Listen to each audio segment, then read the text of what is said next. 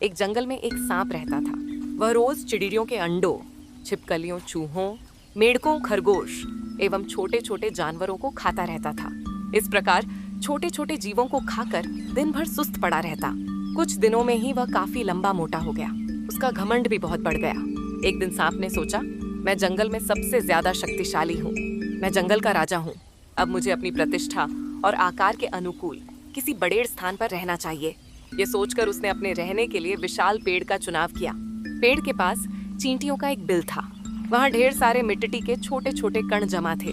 सांप ने कहा, ये मिट्टी के कण मुझे पसंद नहीं। ये गंदगी यहाँ नहीं रहनी चाहिए। वह गुस्से से चींटियों बिल के पास गया और उसने चींटियों से कहा, मैं सांप राज हूँ, इस जंगल का राजा। मैं आदेश देता हूँ कि जल्द से जल्द इस कूड़ेर को यहाँ से हटाओ और भागो यहाँ से।